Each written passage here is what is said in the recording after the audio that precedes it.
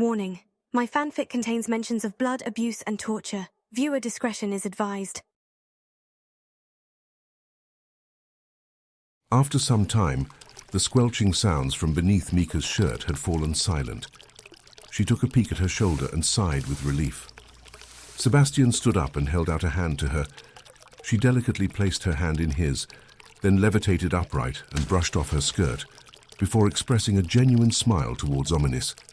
Thank you, cousin. Well, at least I cannot be tracked anymore. However, we've been here for quite some time now. Surely he's realized I'm no longer in the manor. That might be true, but at least you'll be safe here at Hogwarts. Ominis. He entered Hogwarts before. What do you mean he got in before? He did. He not only managed to get into the castle, but he found a way into our common room to kidnap me. They all fell silent as night drew closer.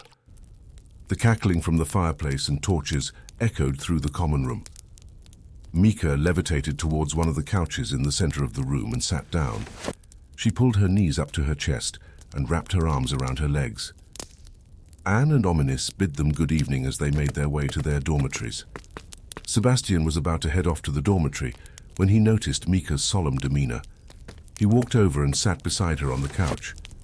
He looked at her with concern at first, then decided to lean back against the couch. He smirked as he broke the silence. So, would you like to retire for the night? Mika chuckled while dropping her legs down. She summoned a leather-bound spellbook, which was decorated with Celtic floral patterns. The cover had the phrase, Sangui Crassior Aquae, etched into the maroon leather cover. I think I might read instead. Sebastian's eyes widened with curiosity as he leaned into her to examine the book closer. Mind if I accompany you? I do enjoy a good book before bed. She smirked as she leaned into him. He put an arm around her, draping his hand over her shoulder. She opened the book, and Sebastian cocked his head to the side while looking closer at the pages. The script within the book was written in a jumbled-up mess of various runic language, his face contorting into utter confusion as he tried to make sense of the pages. How can you possibly read that archaic language? Mika couldn't resist laughing at his confusion.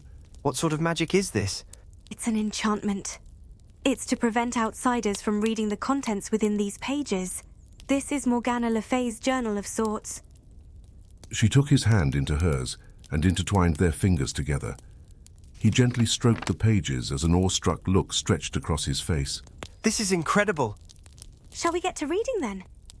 Of course. I'll let you lead. Mika began reading the contents of the spellbook aloud. Her voice became that of a whisper in the background as Sebastian gazed at her appearance. He was bewildered by how much had changed since he saw her last. Her hair had grown significantly, draping down towards her lower back. He admired the rosy pink strands that framed her face so eloquently. Her eyes, a beautiful mix of green and hazel with a delicate golden ring circling her pupil. The mild pink that toned her cheeks with her freckles, as well as her rosy pink lips. Sebastian could feel the heat rise into his cheeks as he tried to regain his composure. This had been the first time in 5 years that he truly had a chance to admire her. He gazed at her in awe as she continued reading to him, her voice resembling silk as she spoke. Are you still paying attention?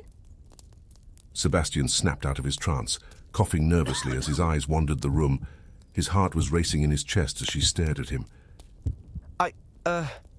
Yes, of course I'm paying attention. Sure you were. What was I saying, Mr. Sallow? He sat upright and grinned deviously. Well, Miss Le Fay, you were just reading the part about pain transference utilizing water from one being to another. Well, it seems you can't pay attention after all. Nice work, Mr. Sallow. She closed the leather spellbook and stretched her arms out in front of her. I'm starting to feel a bit tired. Perhaps we should go to sleep now. Would you like the company, or shall I leave you to your slumber, milady? Mika thought about it for a moment before speaking. I'd love the company if you don't mind, of course. Of course. Where would you like me to stay? He gestured towards the wing chair by the fireplace. Perhaps I could sleep there if you'd like. She shook her head before gesturing to the couch. I'd actually like it if you could stay here with me for a while. Sebastian nodded in agreement as he swiveled his legs up onto the couch. He laid down with his head resting on a small decorative pillow that was propped up on the armrest, placing a hand behind his head as he glanced up at her. Mika promptly crawled between his legs and laid her head upon his chest. She could hear his heart beating rapidly. Sebastian's face flushed as he tried to regain his composure, his mind running in circles over this strange feeling he had in his heart, trying to wrap his brain around the idea that he might be falling for her. Surely this isn't love? No. I simply admire her. Yeah, that's it. He draped his robe over her like a blanket and wrapped his free arm around her. Is this comfortable for you? Very. This is the safest I've felt in years.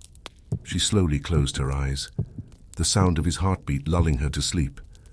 Sebastian smiled to himself as he turned his gaze towards the common room ceiling. He closed his eyes and allowed sleep to take him.